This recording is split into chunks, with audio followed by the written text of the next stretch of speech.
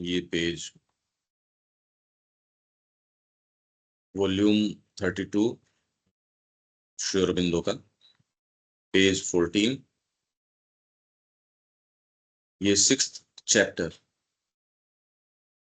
First paragraph हमारा हो गया।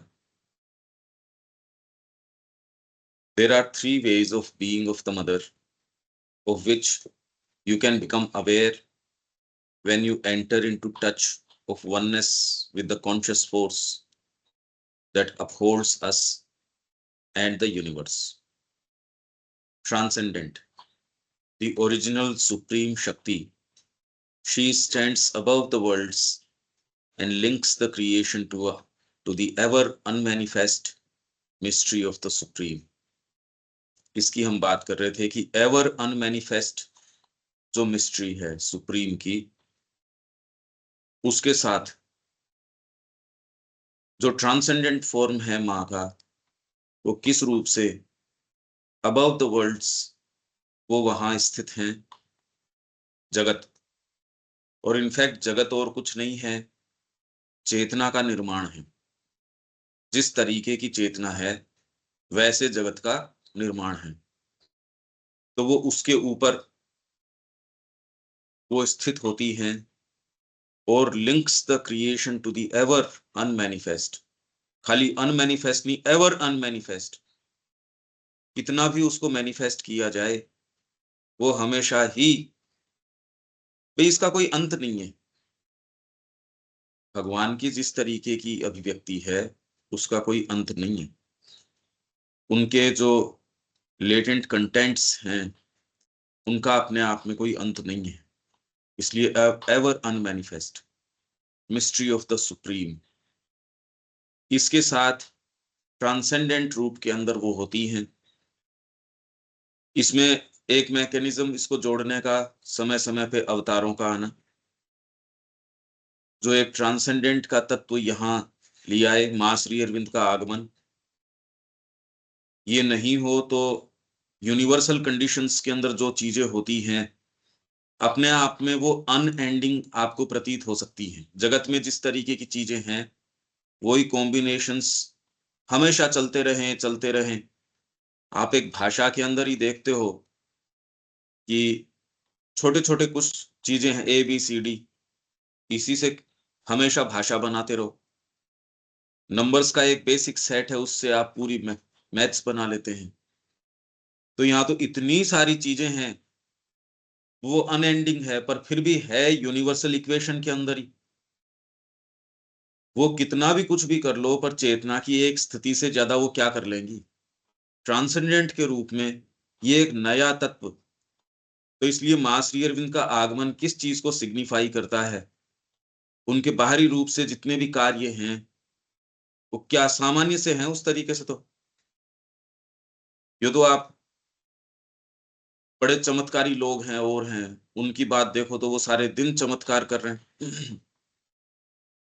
श्री अरविंद ने इस तरीके के, हाँ इकट्ठे करो तो ठीक है, अदरवाइज सामान्य व्यक्ति के लिए क्या चमत्कार है। तो इसलिए unmanifest mystery of the supreme, इससे लिंक्स द क्रिएशन, क्रिएशन को, जगतों के ऊपर वो स्थित होती हैं। और क्रिएशन यहाँ जो सृष्टि है, और सृष्टि अपने आप में कोई नवीन चीज नहीं है। वेदों के अंदर सृष्टि का अर्थ है भीतर कोई चीज है उसको बाहर आ जाना, सृष्टि का ये अर्थ है। तो ट्रांसेंडेंट के रूप में तो माँ ये काम करती है, यूनिवर्सल रूप में द कॉस्मिक महाशक्ति। She creates all these things and contains and enters, supports and conducts all these million processes and forces, creates all these beings, उन सब बीइंग्स को क्रिएट करती है। बीइंग मतलब उस चेतना को धारण करने का एक एक प्रारूप। बीइंग, बी, बी होना, आप जो हो वो यहाँ मूर्तिमान हो गए बीइंग्स। वो बीइंग शरीर धारण करें या इस वेवलेंथ का शरीर धारण करें, ये नहीं।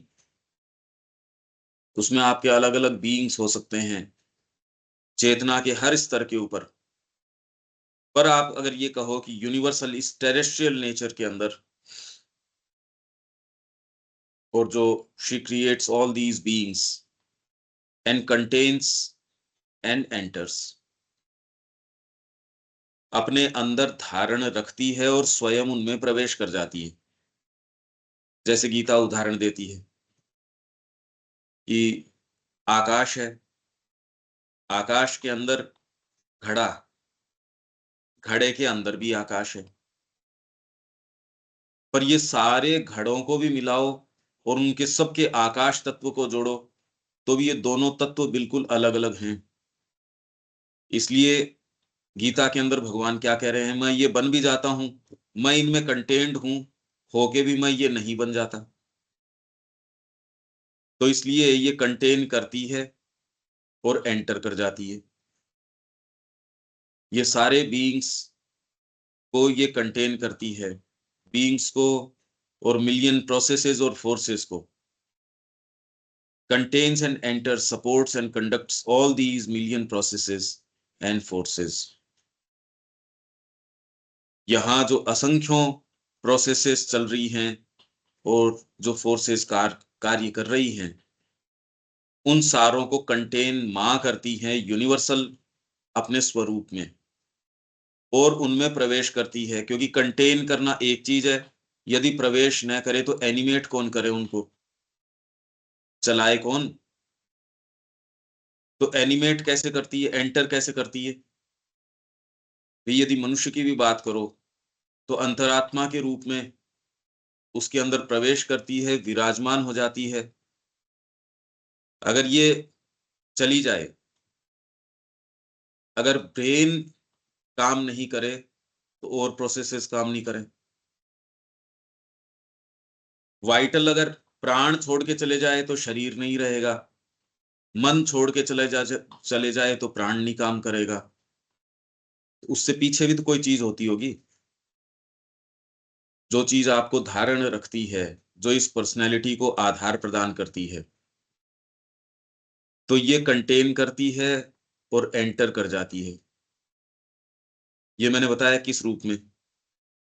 कोई वस्तु भी है, यदि वो बनी रह रही है, विज्ञान भी कह रहा है अभी इसमें असंख्यों पार्टिकल्स आ रहे हैं, असंख्यों इससे निकल के जा रहे हैं, पर ये वाली चीज बनी क्यों रह रही है, क्या कारण है?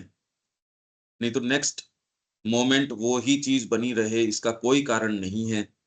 एक आइडिया के रूप में, चाहे भौतिक वस्तु आपको नजर आती हो, उसके उसका फॉर्म का भी एक स्पिरिट है।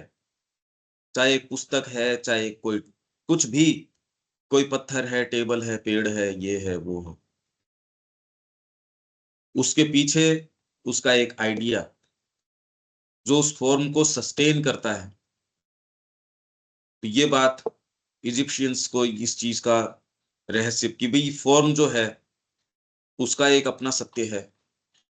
तो ये सामान्य लोग नहीं थे जिनको ममीफाई किया, इनिशिएट्स थे, विशेष लोग थे, कल्टीवेटेड डेवलप्ड लोग, कि भाई इनके फॉर्म को आप इंटैक्ट समहाउ प्रिजर्व करो। इसके पीछे का गहरा विचार ये था। तो वो कंटेन करती है और एंटर करती है इन प्रोसेसेस और फोर्सेस, सपोर्ट्स एंड कंडक्ट्स, स्वयं कंडक्ट करती हैं, उनको सपोर्ट करती हैं, क्योंकि वो स्वयं अपने अंदर धारण रखती हैं। उसके अलावा न जगत है, न बीइंग है, कोई दूसरी चीज नहीं है। जब है नहीं तो उनको फिर बाद में अनुप्राणित कैसे रखे, उनमें प्रवेश कर जाती है हमारे अंदर अंतरात्मा के रूप में। जिस जिसको जिस तरीके से अनुप्राणित करना है, उस तरीके से उसको धारण रखती है और उसमें प्रवेश कर जाती है। उसको सपोर्ट करती है, मतलब थामे रखती है उसको, और ये सारी मिलियन प्रोसेसेस और फोर्सेस है, कंडक्ट करती है।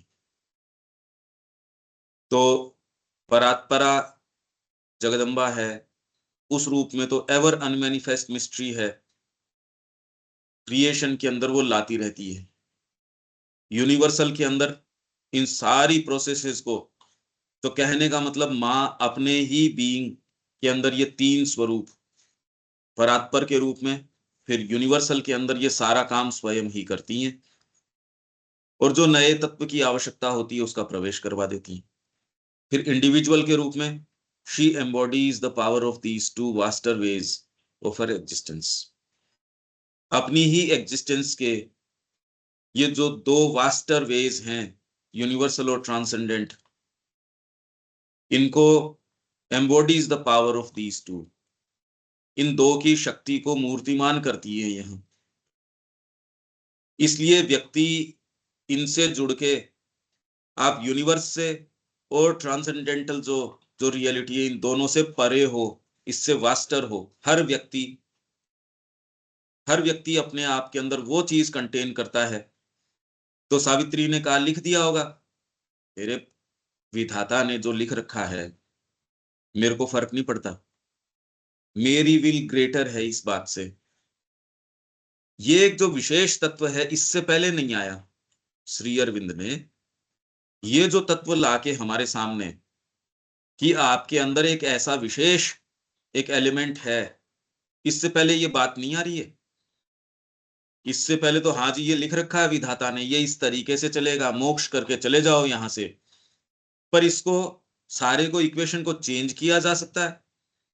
ये तो एक परात्पर तत्व आ गया यहाँ मां श्री अरविंद के आगमन से, नहीं तो इसकी सोची नहीं जा सकती थी। और न ये एक्टिव था, तो ये कैसे ज्वाइन करती है, लिंक कैसे करती है अनमैनिफेस्ट को यहां से। ये आपके पहले तो एक संभावना के रूप में, विचार के रूप में आ जाता है, नहीं तो पहले ये विचार तक भी नहीं, पुस्तकों में भी नहीं। फिर धीरे धीरे धीरे धीरे विचार यहाँ अपने आप को एस्टेब्लिश करता है। ऐसे लिंक करती हैं। एक व्यक्ति आता है कन्विक्शन के साथ, भीतर से कहता है ये चीज होगी, तो दूसरे पहले तो विश्वास नहीं करते, फिर कहते हाँ हाँ हो सकती है, फिर कहते नहीं नहीं होगी, वो भी फिर इससे क्रांतियां कैसे आती हैं। शुरू में व्यक्ति कोई विचार देता है, हो सकता है 50 साल तक उसके विचार को स्वीकार ही नहीं करे, ये आके लिंक कर देती है इस रूप में। आप सोचते हो ये कैसे हुआ, ये मैकेनिज्म है इसका, इसका ओकल्ट मैकेनिज्म ये है।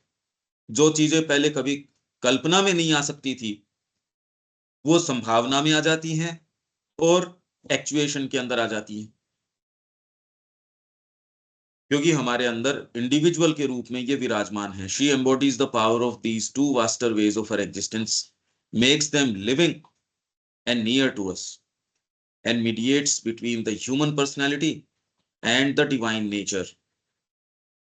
तो लोअर परफेक्शन यदि आपके मानवीय तरीकों पे चलते रहते हो, लोअर हाथ लगता है।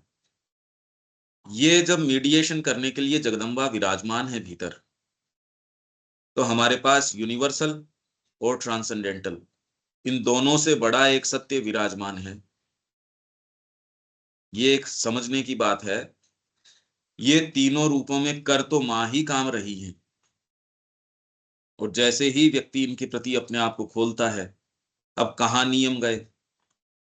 कोई भी जो नियम है आपके यूनिवर्स के नियम है या व्यक्तिगत नियम है, व्यक्ति अपने शरीर के नियम, अपने परिवार के नियम, समाज के नियम, मतलब इंडिविजुअल से बनती जो कलेक्टिविटी और कलेक्टिविटी से बनता जो इंडिविजुअल है, इन दोनों का इंटरेक्शन है, मां स्वयं है।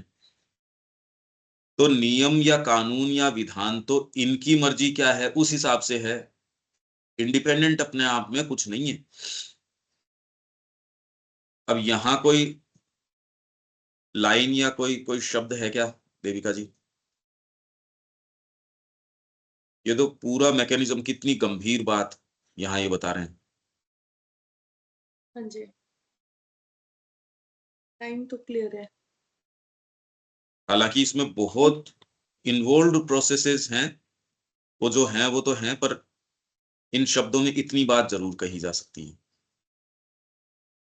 बट इसके कंपैरिजन में हमें लिमिटेशंस बहुत ज्यादा स्ट्रांग लगती है अपनी। एक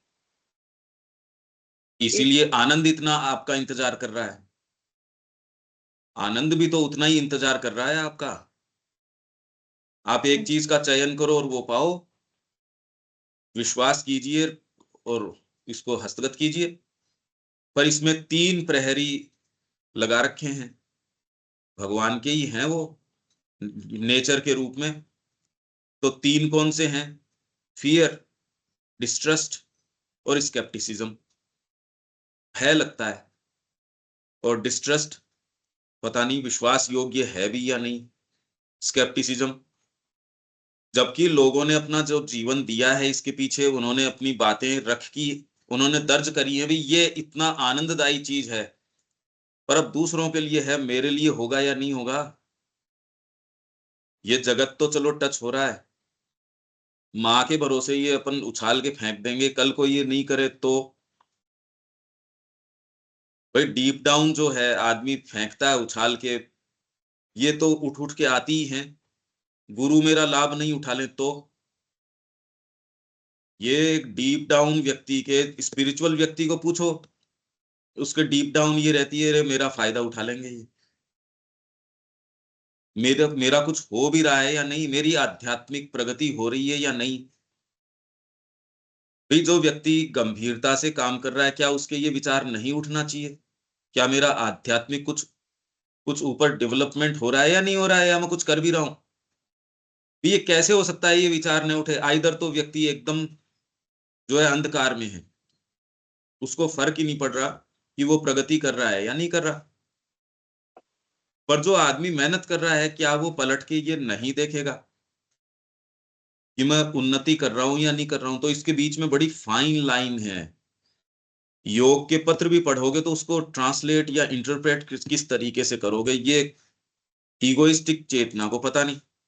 क्योंकि वो बहुत अच्छे लोग थे, या जो एटलीस्ट कम से कम आए थे वहां माँ के लिए, तो सामान्य लोग तो नहीं थे।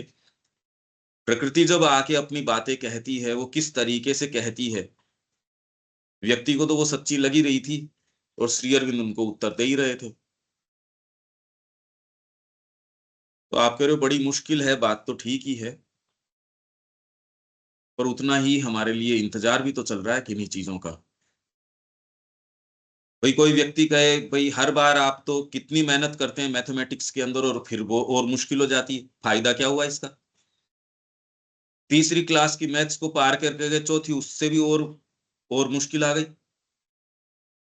आपको ये तो हमेशा मुश्किल ही मुश्किल आएगी।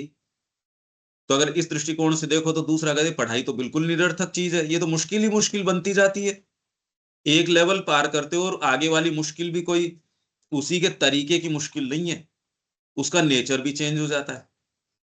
तो आप ये कह रहे हो कि अगर अच्छा काम करना है तो फ्रीडम भी तो इसी से आएगी, आप कुछ करने लायक भी तब तभी बनोगे। तो उस क्षेत्र में तो समझ में आता है, इस वाले क्षेत्र में, और एक्चुअल में तो भौतिक प्रकृति ही आपको ये सारे बना के देती है, इस तरीके का सेंस ऑफ कि बड़ा डिफिकल्ट है, ये है वो है। मान लो जैसा भी है, पर और कोई दूसरी चीज व्यक्ति कर ही नहीं सकता। अब डिफिकल्ट है तो ठीक है, नहीं है तो ठीक है भाई। इसीलिए इसका आधार क्या है? साइकोलॉजिकल आपका क्या आधार हो सकता है कि मैं माँ के बिना नहीं रह सकता, उससे जो होना हो सो हो, उससे अपकीर्ति होती है, मेरी साधना बिल्कुल खत्म हो जाती है। भाई लक्ष्मण जी को राम जी ने कितने वो सारी चीजें समझाई, जब वन में जा रहे हैं उनको सारी चीज समझाई, वो नैतिकता सारी की सारी बिल्कुल ठीक है। अपने स्तर के ऊपर उनको जो समझाया कि तेरे दोनों भाई भी यहाँ नहीं है, पिताजी की शारीरिक स्थिति भी नहीं है, और मानसिक स्थिति तो मेरे जाने से ये तो बिल्कुल, वो तो उस सदमे में खत्म ही हो गए थे। आप सोच सकते हो कि किस पीड़ा में प्रजा है, वो इस पीड़ा के अंदर, मतलब आप कल्पना नहीं कर सकते कितनी पीड़ा में है। तो उसके अंदर तू भी चलने का मेरे साथ इस तरीके से करेगा, तो ये तो समय के अनुकूल बात नहीं है। तो जो नीतिगत बातें राम जी ने उनको कही, वो बिल्कुल वेल फाउंडेड है, कोई गलती नहीं है। जगत आपको जो जिस तरीके की नीतियां देता है, क्या करो, परिवार का तो करना जरूरी है, ये तो ये करना जरूरी है, तो इनका किसी भी स्तर के ऊपर उत्तर नहीं हो सकता। लक्ष्मण जी ने जो उत्तर दिया उसके अलावा उत्तर नहीं हो सकता। वो कह रहे हैं मेरे अलग से माँ बाप, ये अपकीर्ति, मेरा यश अपयश, ये तो कभी एग्जिस्ट किया ही नहीं। मेरे तो आप हो जो होश हो। मेरे इंडिपेंडेंटली ये है ही नहीं कि कुछ कोई ये चीजें, जिसके हैं उसको तो फिर भी ये ड्यूटीज लगती है। भाई जिसके ये हैं, जिसके माँ है, बाप है, भाई है, बंधु है, जिसके कोई साम्राज्य है, जिसने कभी ये सोचा हो कि मेरी ड्यूटी क्या, मेरा करने का कर्तव्य क्या, जिसने इन कंसिडरेशंस के ऊपर आज तक जीवन जिया हो, उसके ऊपर तो चलो ये एप्लीकेबल हो सकते हैं। मेरे तो ये है ही नहीं कोई। अब राम जी ने उन्होंने एक शब्द नहीं कहा, उनको तो कहा जाओ भीतर से माता से आज्ञा लेके और आ जाओ, विदा लेके आ जाओ। कोई आर्ग्यूमेंट नहीं उसके आगे। कैसी जबरदस्त रहस्य की बात है ये। और कोई दूसरे तरीके से आप इस पकड़ से छूट नहीं सकते। कोई भी सेंस ऑफ ड्यूटी यदि बची रहती है तो वो तो आपको रोक लेगी। यही एक चीज है कि मेरे और एग्जिस्ट ही नहीं करती कोई दूसरी चीज। कौन सा समाज, कौन सा क्या, कौन सी प्रजा, आपके अलावा न कोई प्रजा एग्जिस्ट करती, न कोई पिता, न माता, न कोई मेरी कीर्ति, अपयश, यश। कोई नैतिकता नहीं, कोई नीतिगत बातें नहीं। कितनी क्लियर कट बात है। अब मेरे को ये बताओ कि अंतरात्मा की इस रूप के बिना और कोई तरीका हो सकता है क्या? साइकिक यही बात कहता है। उसके और कोई दूसरी है ही नहीं, और कोई बवंडर है नहीं उसके। ये ही आपको डिलीवरेंस दे सकता है, और कोई दूसरा कंसिडरेशन अगर यदि है, वो डिलीवर नहीं कर सकता, वो बांध देगा कहीं ना कहीं। यही बात गीता के अंदर हम देखते हैं शुरू। वो तो सामने से कह रहा है, भाई हमारे तो ये भी हो जाएगा, ये भी हो जाएगा। यहाँ उल्टी बात, यहाँ अर्जुन कह रहा है ये बातें, भगवान कह रहे हैं, अरे कैसी बात करता है। और दोनों ही स्थितियों के अंदर आप ये देख सकते हो कि उत्तर और कोई नहीं हो सकता। वहां भी भगवान कह रहे हैं तू इसलिए कर रहा है क्योंकि मैं कह रहा हूं। यहाँ ये सीधे सीधे कह रहा है कि भाई आप कह रहे हो पर मेरे तो ये बातें लागू ही नहीं होती। इस आधार के बिना यदि और कोई दूसरा आधार है, आप चल नहीं सकते। ये प्रसंग को आप पढ़ना, जो लक्ष्मण जी का है जब वो वन गमन के समय है।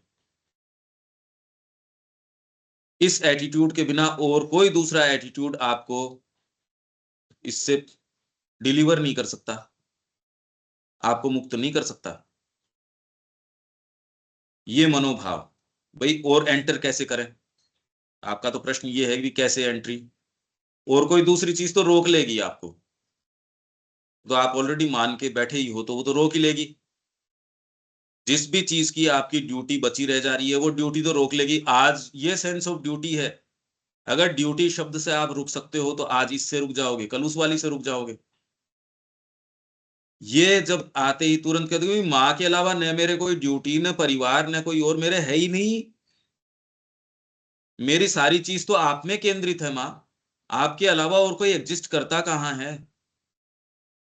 अब आगे कोई दलील नहीं रहती। प्रकृति आपको आके और क्या दलील दे सकती है? आपकी साधना नहीं होगी तो मेरे को साधना चाहिए ही नहीं। आपका ये वाली चीज नहीं होगी, वो सारी इकट्ठी हो जाओ ना, जो नहीं होंगी वो। मेरी तो सब केंद्रित माँ के अंदर है। बस अब इनके पास कहने को कुछ नहीं रह जाता। नहीं तो यदि ये भी होगी मेरा मोक्ष, मेरी साधना, जब तक ये भी सूक्ष्म रूप से हो, व्यक्ति पलट पलट के देखता रहता है। ये क्लियर कट बात समझ में आती है क्या आपको? हाँ जी। और मेरे को कोई एटीट्यूड बताओ जिसके अंदर की इसकी जड़ कटती हो।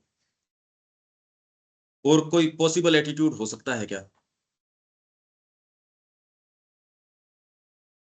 बहुत क्लियर कट बात है। तो आप जो कह रहे हो साइकिक, साइकिक तो साफ साफ कहता है यार इतनी बातें की, ये उठी कहां से ये बातें?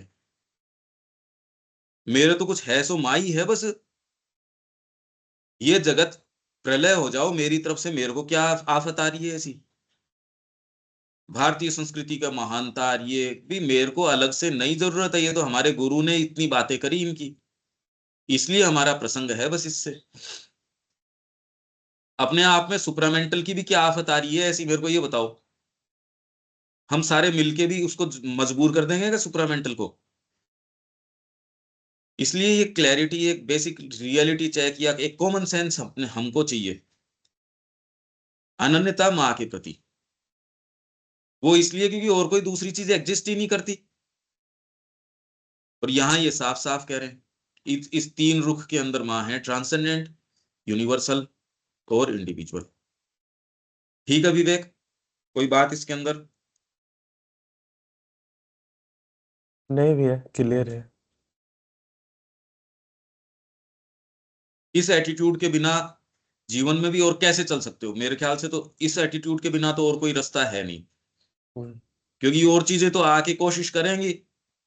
जहां भी आपके कमजोरी है, जो आपको लोग उचित अनुचित का भान आ जाएगा, अरे यार यहाँ तो ये तो अन्याय हो गया, इस व्यक्ति ने सर्वस्व माँ को दिया, या ये साधना करने आया था, एक को तो बड़ा रूम दे दिया, इसको एक को छोटा दे दिया। इसको ये आप सारे पत्रों को पढ़ो, वो पत्र क्या दलील दे रहे हैं, अगर इस दृष्टिकोण से देखो। अगर उस समय साइकिक एटीट्यूड होता जो हम ये कह रहे हैं, तो वो तो पत्र उठ ही नहीं सकते थे। वो प्रश्न है या वो जो समस्याएं वहां रेज हो रही हैं, वो पॉसिबल ही नहीं है रेज होनी। पर व्यक्ति सोचता हाँ मैं अपने बलबूते पे करूंगा, अरे नहीं कर सकते भाई, ये समय पे जब आप साधना करोगे तब ये रेज होंगी, उस समय पहली बार इनके रंग सामने आएंगे। जानबूझ के आपका साइकिक है वो एटीट्यूड, आपके चाहे नहीं चाहे की बात नहीं, वो चला जाएगा, क्योंकि अंधेरे में ही ये छोटे छोटे जीव जंतु निकल के आएंगे, ऐसे कालों में निकल के आएंगे। वो नहीं आए तो आप उनका कैसे सफाया कैसे करो, जिनको ट्रांसम्यूट करना है उनको ट्रांसम्यूट कैसे करो। तो ये साधना की प्रक्रिया है, इससे तो गुजरना पड़ेगा। डिपेंड करता है आप कितना उसके अंदर इस क्लैरिटी से चलते हो, तो आप इनमें ज्यादा इनके पास में है वो फंसते नहीं। इस समझदारी से यदि चलोगे, कहते ठीक है कोलाहल कर रहा है, शोरगुल है, पास ऑन हो जाएगा, चला जाएगा ये समय पे, तो आदमी उसको डील कर सकता है। और उसी के साथ कोई भी आपके घर के सामने से जुलूस जाए, उसी में शामिल आप हो जाओ, तो आप तो फिर कोई काम किस लिए कर लो। कोई भी जो जुलूस या कोई चीज जा रही है उसके साथ शामिल हो लिए साहब आप, तो ये नहीं। तो आगे चलते हैं।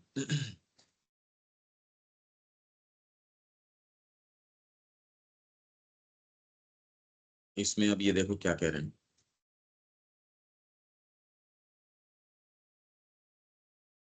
The one original transcendent Shakti, the mother, stands above all the worlds and bears in her eternal consciousness the supreme mother। जो आद्या शक्ति है, परात्परा, ओरिजिनल आद्या, ट्रांसेंडेंट शक्ति, the mother stands above all the worlds and bears in her eternal consciousness, अपनी जो शाश्वत। नहीं आ रहा सामने। अच्छा,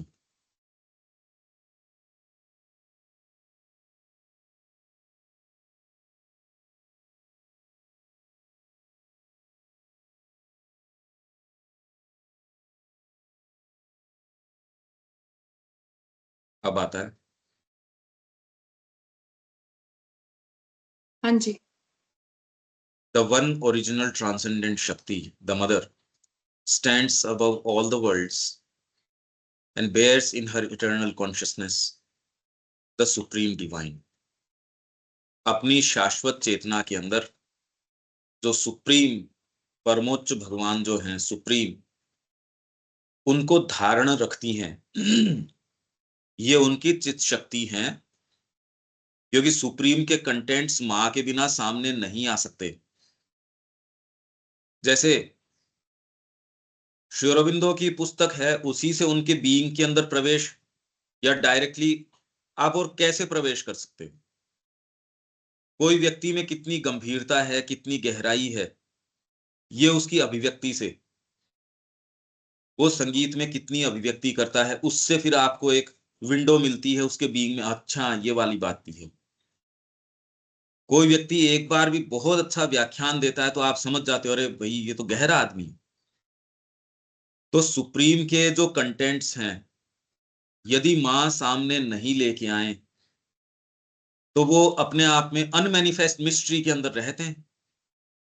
ये अपनी इटर्नल कॉन्शियसनेस के अंदर सुप्रीम डिवाइन को बेयर करती हैं, ये ही सामने लेके आती हैं। Alone she harbours the absolute power and the ineffable presence.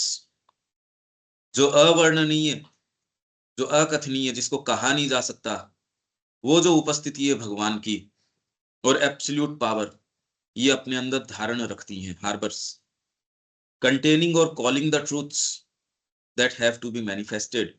अब मैनिफेस्ट कैसे होते हैं यहाँ, ये एक बड़ी विशेष बात है। इस प्रक्रिया को आप इंस्पिरेशन कह सकते हो। मतलब जो जो प्रक्रियाएं यहाँ लेती हैं, वो चाहे तो हो, नहीं चाहे तो नहीं हो। इसलिए अपने आप में इंडिपेंडेंटली इंस्पिरेशन नहीं आ सकती। ये तो इससे जुड़ोगे तो ये सारी प्रक्रियाएं कर जाएंगी। जैसे ये क्या कह रहे हैं, कंटेनिंग और कॉलिंग द ट्रूथ्स, अपने अंदर कंटेन रखती हैं और कॉलिंग। ये एक एक शब्द बहुत ज्यादा कीमती है। अगर इसके प्रति व्यक्ति थोड़ा बहुत भी सचेतन हो तो ये क्रियाएं ऐसे ही होती हैं। ट्रूथ है, उसको कॉल कर लेती है। पार्वती जी ने शिव जी को पूछा, वो कह रही हैं कि पिछले जन्म में मेरे को ये मोह हो गया था, मेरे को भ्रम हो गया था। तो जो श्री राम को मैंने जंगल के अंदर वन में देखा, तो अब वो वाली बात मेरे को, वो कथा बताओ। वो सारे प्रश्न जब पार्वती जी कर रही हैं, तो शिव जी उनको क्या कह रहे हैं, आपने लोक कल्याण के लिए ही ये प्रश्न किया है। और उनके पास उसके सारे के उत्तर जो हैं वो आ गए। न तो कोई शिव जी सोच के, हमारी मानसिक प्रक्रिया से तो वो, न तो उनके पास बातें आती, न उत्तर आते। माँ को भी जब प्रश्न किया जाता था, तो वो प्रश्न करते ही, अब वो सोच के थोड़ी बैठी है कोई, वो कह रही है तुरंत ही उसका सुप्रीम से मेरे पास उत्तर आ जाता है। ये एक बड़ी जबरदस्त प्रक्रिया है। ये कभी अगर हुई हो किस, तो आपके अंदर जो आवश्यक सत्य है वो अपने आप ही आविर्भूत हो जाते हैं, आ जाते हैं। तो कंटेन करती हैं या कॉल कर लेती हैं द ट्रूथ्स। और इसकी प्रक्रिया क्या हो सकती है, रिवील कर गया, आपके सामने उद्घाटित हो गया। आप सोच के थोड़ी बैठे थे। इसलिए चेतना की कैसी स्थिति के अंदर हो, कवि जो हमारे थे वो यही काम करते थे, दृष्टा। ये कवि जो इस तरीके से नहीं, कोई प्रोफेशन एज सच नहीं कि ये कोई पोएट है, ऋषि है, वो दृष्टा कवि।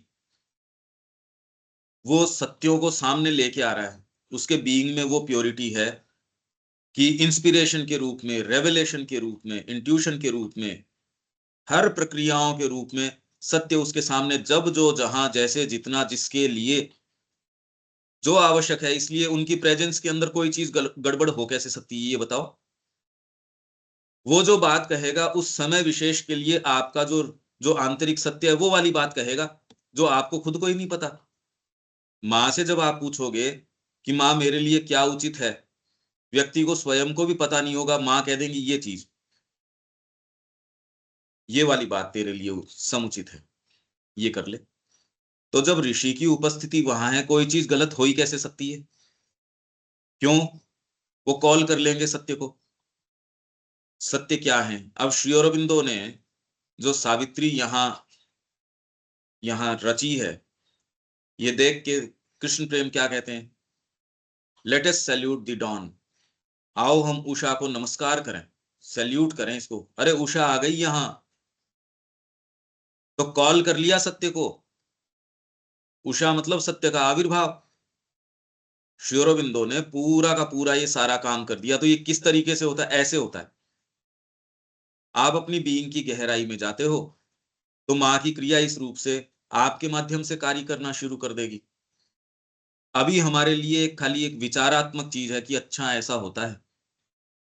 फिर आपके लिए ऐसी कोई बात नहीं, आपके लिए मोमेंट टू मोमेंट की ये चीज हो जाएगी। चेतना की स्थितियों के अंदर की ये ऐसी है, ये ऐसी, उसमें आप निवास करेंगे, ये भी संभव है। तो कॉलिंग या तो कंटेन करती हैं या कॉल कर लेती हैं। इसका कोई अंत तो है ही नहीं। सुप्रीम की अनमैनिफेस्ट मिस्ट्री का कोई अंत थोड़ी है, उनके सत्यों का कोई अंत थोड़ी है। चेतना का थोड़ा सा दबाव लगाया, उसमें से सत्य निकल के आ गए। Calling the truths that have to be manifested, जिनको मैनिफेस्ट करना है। इसलिए माँ से यदि हम जुड़ जाते हैं तो जिन चीजों को मैनिफेस्ट करना है वो स्वतः आपके हृदय में आ जाएंगी। माँ अपनी वाणी कह देंगी, कहते ही आपको बिल्कुल उचित। तो ये पहले एकमात्र तरीका ये, जैसे हमारे में से कुछ का ये अपना सेल्फ परफेक्शन करो, वो करो, अरे वो तो ठीक है, पर किस दिशा में करो ये तो माँ बताएगी। जब उससे जुड़ जाओगे तो पहले तो आपको समझ देंगी, उसके लिए नेसेसरी पावर देंगी, चेतना देंगी। माँ बताएंगी किस दिशा के अंदर आपको आपको प्राणायाम करना है या नहीं करना, आपको एक्सरसाइज करनी है या नहीं करनी, आपको क्या करना है या क्या नहीं करना, ये तो माँ बताएंगी। उसके लिए नेसेसरी पावर देंगी, नेसेसरी चेतना देंगी। उसके अंदर जो जो समस्याएं आवश्यक हैं वो अराइज करवाएंगी, जो जानी चाहिए वो जानी चाहिए। ये सारी प्रक्रिया वो बताएंगी। इंडिपेंडेंटली हमारे पास और क्या मानक हैं ये बताइए, कि अपना परफेक्शन हम साध लें। किस आधार पे, क्या आधार है? क्योंकि आप ये सोच रहे हो कि आपको जो दिख रहा है वो ही सत्य है। इनफैक्ट ये सत्य उजागर ही नहीं होते। उजागर वो ही होते हैं जो माँ चाहती हैं। अर्जुन के सामने उजागर नहीं हुआ ये सत्य कि ये कौन है मेरे साथ, भगवान कृष्ण है। कब जाके उन्होंने, जब विश्व रूप दर्शन उसने किया है, तो उजागर होती ही नहीं। आप सोच रहे हो मैं जबरदस्ती कर लूंगा, किससे कर लोगे जबरदस्ती? बाहरी चीजों के साथ तो थोड़ा आप कुछ कर सकते हो, पर भीतर की इंट्यूशन है, इंस्पिरेशन है, यही मैं बात कर रहा था कि कैसे कर लोगे आप। अगर लोअर नेचर को प्रश्रय देते हो, आप अपने शरीर को, शरीर से संबंधित परिवार से आपकी संलग्नता क्यों है? क्योंकि शरीर के कारण ही तो है। भावना का क्या लेना देना है? सच्ची भावना की बात है तो भावना के लिए तो और बहुत क्षेत्र हैं जिसके अंदर आवश्यकता है आपकी भावना की। भावना उन दो चार लोगों के लिए ही भावना। अरे क्यों भ्रमित करते हो अपने आप को? ये भावना शब्द तो है ही नहीं वहां। ये तो घोर आपकी आसक्ति, उनकी नहीं है, आपकी है। जिनके डीपर कोई पुकार है और वो फिर भी इस शब्द का, भावना शब्द का, रे भावना तो एकमात्र गुरु के प्रति, और कोई एग्जिस्ट करता कहाँ है? ये बातें क्या हुई भाई? ये तो भ्रमित करने के तरीके हैं अपने आप को। ये इनसिंसियरिटी है और कोई बात नहीं है। जब और कोई है ही नहीं, कौन सी भावना? खाली इस शरीर से वो चार लोग जुड़े हैं उनके प्रति, ये क्या बात हुई? ऐसा तो कोई देशभक्त भी नहीं करता। तो आपकी कमजोरियों को ढकते क्यों हो? इन इन यही तो चार दीवारी, यही वो बस मेरी चार दीवारी ये है। यही चार लोग जो मेरे शरीर से, कौन भगवान ने कहा क्या आपको? तो किसी ने जबरदस्ती बांध दिया कहीं ले जाके? ये तो परिवार हो गया, ये चार दीवारी हो गई, ये कोई बातें हैं क्या? इनफैक्ट कोई विचारधारा उसके अंदर बंध जाएंगे, कोई जरूरी है किसी के अंदर बंधना? तो जो मैनिफेस्ट होने वाली चीज है, जब आप माँ से जुड़ जाते हो, अपने आप में कोई इंडिपेंडेंट सत्य नहीं है, ये सत्य उजागर करती हैं। आप इस चीज को समझो। She brings them down from the mystery. ये एक गंभीर ओकल्ट प्रक्रिया की यहाँ बातें चल रही हैं, हम कभी ध्यान नहीं देते इसके ऊपर, इन लाइनों के ऊपर। अपने आप में कोई सत्य है नहीं। इस जगत में आपके लिए जो सत्य है वो विशेष आपके लिए ही उजागर होगा, और माँ उजागर करेंगी जितना आप उससे जुड़ते हैं। और हर क्षण आपकी चॉइसेस के ऊपर निर्भर करेगा। आपकी चॉइसेस में आप ये देख सकते हो कितने कितने कंसिडरेशंस आके मिलते हैं। आपके जो जीवन में निर्णय रहे, कुछ तो ऐसे क्रॉस रोड्स थी जहां आपने निर्णय अगर डीपर सेल्फ के आधार पे किया, तो आज पीछे मुड़ के देखते हो तो आप ये देखते हो कैसी कृपा रही माँ की। ये उचित निर्णय नहीं करते, सर्वनाश हो जाता। वो यदि आपने लोअर बीइंग को, अपने परिवार को, मेरी कीर्ति अपकीर्ति, मेरा सेंस ऑफ राइट रॉन्ग, मेरे को इसमें क्या प्राप्त होना है, मैं तो इसमें जितनी आवश्यकता है अपनी एनर्जीज को इसमें लगाने की वो नहीं लगा सकता, तो मैं इसको छोड़ता हूं। लोग जो जनरली कहते हैं मैं तो माँ के लिए आया था यहाँ आश्रम में। अरे तो माँ कहीं चली थोड़ी गई, वो बातें कोई चेंज थोड़ी हो गई, क्योंकि आपका भाव। तो ये बड़ी ओकल्ट प्रक्रिया है, आपको वो सत्य उजागर नहीं होंगे यदि राइट इसके अंदर नहीं हो, एटीट्यूड के अंदर। और इसमें हो तो आपके सामने जो ऐसी मिस्ट्रीज हैं उजागर हो जाएंगी। जो भी नई यहाँ मैनिफेस्टेशन है आती कैसे है, आपके ये जो मंत्र का सिद्धांत है, हम पहले पढ़ के भी गए थे, मंत्र आता कैसे है, आविर्भाव कैसे होता है उसका। आपके हृदय के अंदर एक कोई चीज मूर्तिमान हो जाती है। वैसे ये सोचो इस प्रक्रिया को कि मंत्र का उद्भव होगा कैसे। जब आप उस डीपर चीज से हो तो मूल मंत्र आपका क्या है, और उसके अंदर जब चीजें अराइज होती है जीवन की, उस मूल मंत्र को आप उसको उसके ऊपर स्टाम्प लगाते हो। तो हर चीज के अंदर ये निर्णय क्यों भाई, माँ क्या चाहती है। यदि आप सिंसियर होगे तो ढूंढने का प्रयास करोगे, आपको सत्य बता दिए जाएंगे अनमिस्टेकेबली। फर्क हो ही नहीं सकता, क्यों? क्योंकि ये कह रहे हैं calling the truth that have to be manifested. ये आपके भीतर जो माँ बैठी हैं वो भी संसिद्ध करेंगी, और जो माँ ये कह रही है यूनिवर्सल रूप में या जिस भी रूप में ये संसिद्ध करती हैं, यूनिवर्सली, इंडिविजुअली। इंडिविजुअल के अंदर भी तो आपके सामने अनंत संभावनाएं हैं, परमात्मा पूरा का पूरा है। She brings them down from the mystery in which they were hidden into the light of her infinite consciousness, and gives them a form of force in her omnipotent power and her boundless life and a body in the universe. So hidden into the light of her infinite consciousness, उसकी ही जो अनंत चेतना थी माँ की, उसमें जो छिपी हुई चीजें थी वो आ जाती हैं, और gives them a form of force in her omnipotent power। अपना जो omnipotent power है उसमें, मतलब उसको शक्ति प्रदान करती है, बाउंडलेस लाइफ प्रदान करती है, और शरीर प्रदान करती है। मतलब उसको यहाँ मूर्तिमान करती है। आपके एक विचार आया कि माँ के अनुरूप जीवन जीना चाहिए, इस विचार को मूर्तिमान कर देगी, उसके अंदर ओमनीपोटेंट पावर भर देगी, अपनी बाउंडलेस लाइफ भर देगी, और इसको संजीवित कर देगी, यहाँ मूर्तिमान कर देगी उस विचार को जैसे होना चाहिए उस रूप में। The Supreme is manifest in her forever as the everlasting सच्चिदानंद। तो जिस सच्चिदानंद वगैरह की बात की जाती है, ये तो इन्हीं के ही सबसेट्स हैं एक तरीके से। forever, हमेशा ही, as the everlasting सच्चिदानंद के रूप में सुप्रीम जो है वो माँ के अंदर मैनिफेस्ट है। तो हम जो ये सच्चिदानंद वगैरह की बात करते हैं ये भी माँ का ही कंटेंट है, मैनिफेस्टेड थ्रू हर, उनके माध्यम से ये मैनिफेस्ट करती है। As the one and dual consciousness of ईश्वर शक्ति and the dual principle of पुरुष प्रकृति। अब इससे एक चीज आप ये समझिए, सावित्री के अंदर जो बात चल रही है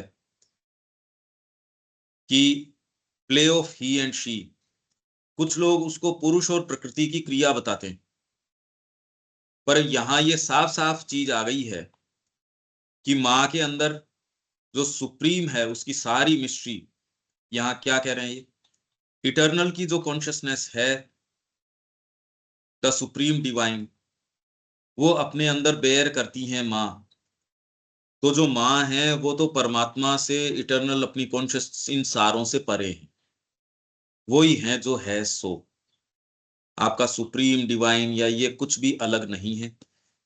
अच्छा, फिर बाद में अपने प्ले के लिए ये ही और शी, परमात्मा स्वयं और उनकी चित्त शक्ति, यहां जब मैनिफेस्टेशन के अंदर आ जाती है चीज, तो इसको जो सावित्री का इंटरप्रिटेशन करते हैं, मैंने पहले भी वो संदर्भ आपको दिया था, एक play of he and she, two who are might and right in things.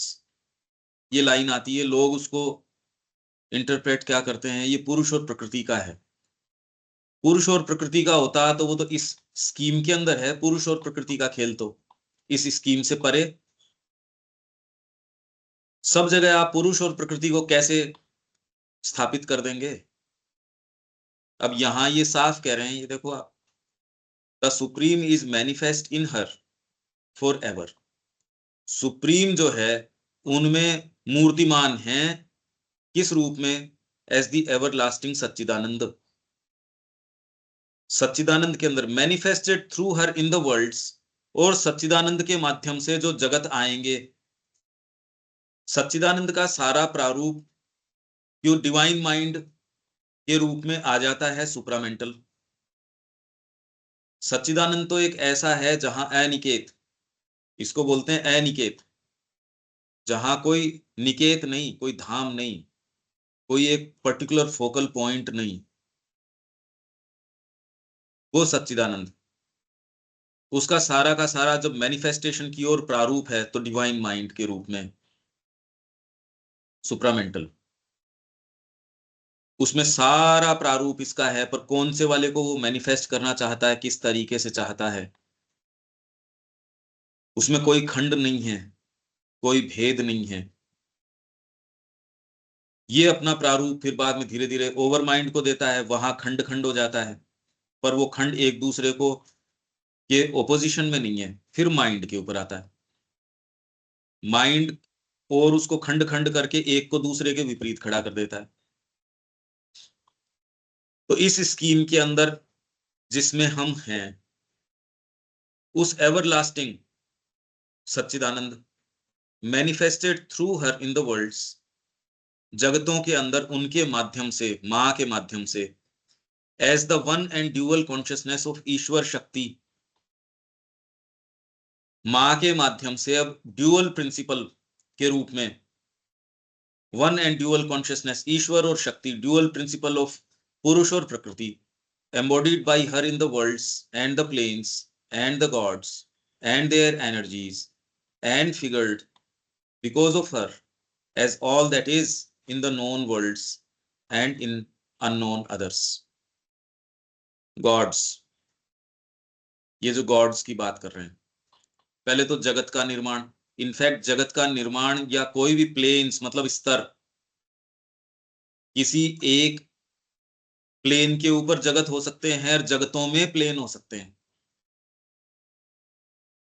किसी प्लेन के ऊपर जगत हो सकते हैं, जैसे आपका मानसिक जगत है, उस मानसिक जगत के स्तर हो सकते हैं, और कोई स्तर है, जैसे मानव का एक ये इस तरीके का, इसके अलग अलग जगत, हर व्यक्ति अपने आप में एक विशेष जगत को लिए घूमता है या उसके अंदर घूमता है। तो इसलिए ये इतनी इतनी सारी चीजें एक दूसरे के भीतर अंतर प्रवेश करती रहती हैं, पर फिर भी जो वर्ल्ड स्टेयर जिसकी बात करी, जिसपे अश्वपति गया, ये जगत हैं, टाइपल जगत हैं। ये टाइपल का अर्थ ये है कि न तो ये अपने स्थान से नीचे आ सकते, न नीचे की चीज उनके भीतर प्रवेश कर सकती, पर अपने स्थान से ऊपर भी नहीं जा सकते। ये तो जहां हैं वहां ये फिक्स्ड हैं। धरती के ऊपर एक ऐसी चीज है जहां सारे जगतों का प्रवेश है। यहाँ निचले से निचले आपके जो जगत हैं, सबकॉन्शियस है, इनकॉन्शियंट है, उन सब का प्रवेश है। भीतर के जो जगत हैं, अंतरात्मा के, हृदय के, ये सारों का प्रवेश है। ओवरहेड जो प्लेन्स हैं, उन सारों का प्रवेश है। इसमें कितनी कितनी सारी चीजें आके अपना इनपुट दे रही हैं। इंद्रियां अपने तरीके से दे रही है, मन अपने तरीके से दे रहा है, बुद्धि अपने तरीके से दे रही है, फिर आपकी इंट्यूशन है, इंस्पिरेशन है, ये इसमें इनपुट्स दे रहे हैं, पता नहीं क्या क्या चीजें आ रही है। और इन जगतों का निर्माण कौन कर रहा है? God's and their energies. Energies मतलब उनकी स्त्रीलिंगी शक्तियां, ब्रह्मा, ब्रह्माणी आपके, तो ये इस तरीके के जो हैं, देवता और उनकी उनकी फीमेल पावर्स, एनर्जीज, इनका निर्माण करते हैं। पर मतलब क्या हुआ, इसको आप लिटरली जो पुराणों में बता रहे हैं, क्या उस तरीके से सोचते हो? क्या क्या अर्थ है इसका? Gods and their energies and figured because of her as all that is in the known worlds, जो जगत का ज्ञान हो गया, जो ज्ञात जो जगत हैं, और दूसरे जो अज्ञात हैं, और अज्ञात बहुत ज्यादा हैं, ज्ञात तो बहुत ही थोड़े होते हैं। सुप्रीम जितनी वास्टनेस है, इसलिए अज्ञात तो सब अज्ञात ही अज्ञात है। तो जो ज्ञात जगत है और जो दूसरे अज्ञात जगत हैं, उनमें जो कुछ भी है उस सब को फिगर करता है। मतलब उसमें जो भी रूप आते हैं, जो भी उसके अंदर चीजें हैं, उसके देवता और उसकी एनर्जीज, उन देवताओं की एनर्जीज, मतलब उनकी क्रिया शक्ति। देवता अपने आप के अंदर पुरुष एस्पेक्ट है, उनकी क्रिया शक्ति है वो प्रकृति एस्पेक्ट है। तो इसलिए देवता और उसकी एनर्जी, उसकी फीमेल एनर्जी। पर इसका मतलब क्या हुआ? इसका क्या समझ आता है कि ये, हाँ विवेक। अब देवता और उसकी फीमेल एनर्जी का तो कोई ऐसा सेंस बन नहीं रहा है। मेरे दिमाग में एक प्रश्न आ रहा था कि यहाँ जिस प्रकार माँ के कार्य का वर्णन हो रहा है, और गीता में जैसा श्री कृष्ण अपने कार्य का वर्णन करते हैं, तो समानता नजर आ रहा है। तो वो जो एक कार्य का वर्णन है, वो एक सार्वभौमिक सत्य क्या है कि अगर जो उस चीज में पहुंच गया वो भी अपने बारे में ऐसे वर्णन कर सकता है? हाँ, माँ के अलावा और कोई सुप्रीम रियलिटी नहीं है। ये श्री अरविंदो कह रहे हैं, ये तो सारी बात, और वो ही माँ वहां क्रिया कर रही थी पांडिचेरी के अंदर। सार्वभौम तो क्या सार्वभौम, माँ के अलावा तो यूनिवर्सल ये हैं, इंडिविजुअल ये हैं, ट्रांसेंडेंट ये हैं। आपके लिए वो क्या रूप ले लेंगी? किसी व्यक्ति के लिए अगर वो भारतीय संस्कृति के अंदर आया है तो उसकी मानसिकता के लिए एक रूप ले लेंगी। वो भी तो कोई एक एक जैसी नहीं है। अरे मन की कितनी प्रवेश हो सकता है इन चीजों के अंदर। ऊंचे से ऊंची मानसिकता या ऊंचे से ऊंचे कोई देवता भी हो, क्या प्रवेश कर लेगा इसके अंदर? जितनी चीज उसको बताई जाएगी, जितने सत्य का उसको साक्षात्कार कराया जाएगा, उतने का वो कर लेगा। इसलिए जितने भी हमारे ऋषि मनीषी, इनकी समझदारी ये थी, वो विवेचन करने का प्रयास नहीं कर रहे। वो तो अपने आप को इनके एक चैनल के रूप में, एक निष्ठावान यंत्र के रूप में, सब जगह एक यंत्र की बात आती है, और वो आपके माध्यम से जैसी जो क्रिया, जितना जानना है, पूरा तो एनकम्पास कभी कर ही नहीं सकते। क्या एनकम्पास करोगे? माँ स्वयं ही जानती है जो जानती है, और वो भी जानने की प्रक्रिया में तो जानती नहीं। क्योंकि जहां आप अपनी चेतना का प्रेशर लगाते हो, उतने सत्य निकल के आ जाते हैं। अब इसका तो कोई लिमिट ही नहीं है। अब इसकी क्या लिमिट है? भगवान जिधर रुख करते हैं वो डायमेंशंस अनंत हैं। जैसे आप अगर घूमो, 360 डिग्री के ऊपर आप घूम सकते हो। मैं घूम के अपनी नजर इधर इधर इधर को घुमाता रहता हूं, तो एक प्लेन हो गया। फिर बाद में इस तरीके से मैं यूं घूम सकता हूं, और इस तरीके से करते करते मैं 360 डिग्री के ऊपर और चारों तरफ यूं घूम सकता हूं। 360 भी एक साइड, और ये भी पूरा स्फीयर के अंदर। ये तो एक डायमेंशन हुआ। और जिधर दृष्टिपात करते हैं भगवान, उधर ही अपने ही कंटेंट, और कोई कंटेंट तो है नहीं, और उनकी कोई लिमिट नहीं है। तो इसका क्या कहो आप? जानने का तो विषय हुआ नहीं है। आप समझ रहे हैं क्या क्या कह रहा हूं मैं? आपने किसी एक दिशा के अंदर देखा, उस दिशा के ऊपर एक गोला खींच सकते हो आप। चारों तरफ देखोगे, एक 360 डिग्री का बन जाएगा। पर वो 360 डिग्री भी तो चारों तरफ घुमा सकते हो स्फीयर के रूप में। भौतिक जगत में भी आप इस डायमेंशन की सोच सकते हो, तो चेतना के डायमेंशन की तो कोई लिमिट ही नहीं है। और फिर एक दूसरे के अंदर ये प्रवेश कर रहे हैं, ये तो हम मानसिक स्तर के ऊपर कल्पना कर सकते हैं। तो उनकी जो संभावनाएं हैं वो तो जो हैं सो हैं।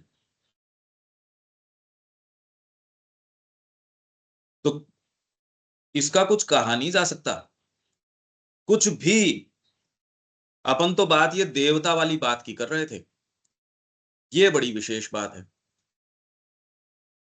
अब सावित्री शुरू किससे करती है? It was the hour before the gods awake. तो कौन से गॉड्स अवेक हो गए भाई? तो ये तो कहते हैं अभी सुबह का अर्ली मॉर्निंग का समय है, तब गॉड्स अवेक हुए। अब लिटरली तो आप ये अर्थ निकाल सकते हो, वो तो लिटरली अगर ये अर्थ निकालो, पर इसका तो कोई विशेष कोई अर्थ निकलता नहीं। क्या अर्थ निकला उसका? पर वो मुहूर्त, उस घड़ी की बात करी जा रही है, गॉड्स अवेक। इस जगत का निर्माण गॉड्स कर रहे हैं। गॉड्स कौन है? जो आपकी साइकोलॉजी का निर्माण कर रहे हैं वो गॉड्स हैं। आप एक बार हटा के जस्ट कल्पना कीजिए, ये जगत बचता है क्या? आपकी इंद्रियां छोड़ दी जाए, मनस हटा दिया जाए, इंद्रियां और मनस छोड़ दिया जाए और बुद्धि हटा दी जाए, इंद्रियां, मनस, बुद्धि छोड़ दी जाए, भीतर की अंतरात्मा हटा दी जाए, ये वर्णन चेंज हो रहा है ना? आपकी इंद्रियां छोड़ दी, खाली मनस हटा दिया, तब तो इंद्रियां अकेली काम भी नहीं करेंगी। पशु के इंद्रियां भी हैं और सेंस माइंड यदि हम कहें तो, पर उसको चलाता कौन है? उनकी बेसिक इंस्टिंक्ट, बुद्धि नहीं है। बुद्धि का स्थान वहां है, बेसिक इंस्टिंक्ट वो काम में लेती है। तो आपके मनस ने, भाई ये आपका सांख्य शास्त्र क्या कह रहा है? सबसे पहले आया अहंकार। अहंकार आया, अहंकार मतलब सेंस ऑफ सेपरेट एग्जिस्टेंस। तो इसके साथ ही मैं और आप, ये भान आ जाता है अहंकार के साथ ही। सेल्फ और नॉन सेल्फ, मैं हूं और आप हो। तो मैं हूं और आप हो, तो मैं आपके साथ डील कैसे करूं, ये मेरे को पता चलना चाहिए। इसका पता देगी बुद्धि, इसके लिए आ जाती है बुद्धि। बुद्धि को सूचना चाहिए कि मैं निर्णय किस आधार के ऊपर करूं। उसके लिए इन्होंने प्रोजेक्ट कर दिया मनस। मनस अपने आप में वास्तव में इंद्रिय है, उसको ये राउंड अबाउट आवश्यकता नहीं थी इंद्रियों की। वो देश और काल से परे देख सकता है, सोच सकता है, समझ सकता है, पर उसको बांध दिया गया। तो इंद्रियां, इंद्रियों ने प्रोजेक्ट करी तन्मात्रा। यदि तन्मात्रा न हो तो इंद्रियों का कोई अर्थ नहीं। आंखें हैं, देखने की शक्ति नहीं, तो इनका कोई अर्थ नहीं निकलता। इन तन्मात्राओं ने फिर बाद में पंच महाभूत ये पैदा किए। तो सांख्य जो बता रहा है प्रक्रिया बिल्कुल इसी तरीके से है। खाली इसका विचार कीजिए कि यदि देवता न हो, जैसा कि सावित्री शुरू कर रही है, it was the hour before the gods awake. ये हम कल और विचार करेंगे इसके ऊपर। ये आप ये सोच रहे हो जगत इंडिपेंडेंटली है, देवता और उनकी, ये वेद के अंदर भी हैं, ये बातें पहले करी भी थी। उनकी शक्तियां हैं, वो इस जगत का जैसा आपको नजर आ रहा है वैसा निर्माण। इसीलिए जो साधना के अंदर जाता है उसके लिए वैसे जगत का, सामान्य जगत जैसा है दिखता ही नहीं उसको, क्योंकि है ही नहीं। और अगर यही बात है कि कोई ऑब्जेक्टिव रियलिटी है ही नहीं, ये तो खाली इन देवताओं का निर्माण है, इसका मतलब क्या निकलता है प्रैक्टिकल लाइफ में? अगर ये बात सत्य है तो फिर बाद में व्यावहारिक जीवन में इसका मतलब क्या निकला? अगर बाहर कोई चीज ही नहीं है, बाहर कोई सृष्टि है ही नहीं, ये तो भीतर की चीज है, देवताओं का निर्माण है ये सारा का सारा। एक व्यक्ति के भी सिर में जोरदार चोट मारी जाए और वो सारी अपनी भूल जाए, इंद्रियां काम नहीं करें, अब उसके लिए तो जगत खत्म। उससे तो आप ये भी नहीं बता सकते कि तू वही व्यक्ति है, थोड़ी समय पहले तू इतना एक एक शाइनिंग व्यक्ति था, एक ऐसा था, अब क्या कम्युनिकेट करो उससे। इतने में ही जगत तो अब रहा ही नहीं उसके लिए। आप कल्पना भी नहीं कर सकते वो अब किस किस चीज में, आप कहते कोमा में है, तो उसमें क्या नजर आता है, पता नहीं। तो फिर किस चीज ने निर्माण किया इस सारे का? तो भौतिक विज्ञान है वो ये कह रहा है तो ब्रेन ने ही किया, फिर तो ब्रेन ने किया तो कर ही लेता, फिर तो कर ही लेते। एक ऋषि जो निर्माण कर रहा है वो तो कर लो फिर बाद में।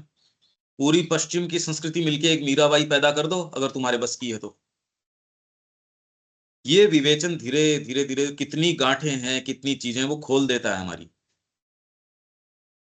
इस दृष्टिकोण से यदि आप देखते हो द मदर को, सारा रहस्य है इसमें। कोई लिमिट थोड़ी है इसको खोलने की। सारी चीजों को इस दृष्टिकोण से देखा जा सकता है। ये सब सब ओकल्ट प्रक्रियाएं हैं, नहीं तो माँ कैसे क्रिया कर रही है, ऐसे कर रही है। माँ के मैकेनिज्म को श्री अरबिंदो ने पूरे अच्छे तरीके से इसके अंदर, ये तो हमारे ऊपर है कि हम खोल पाए नहीं खोल पाए, ये बात है। अनिल जी कोई बात है इसमें?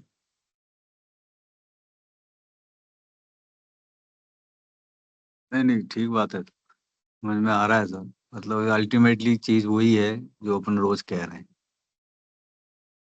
माँ के प्रति समर्पण जो है, सरेंडर अगर पूर्ण नहीं है तब तक कुछ नहीं हो सकता।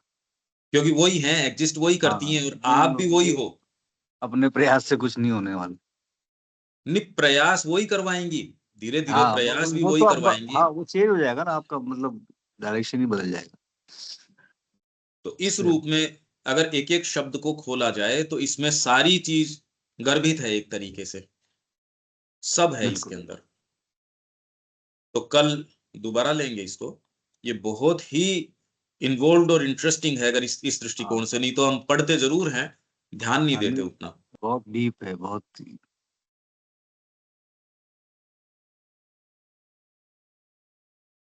अब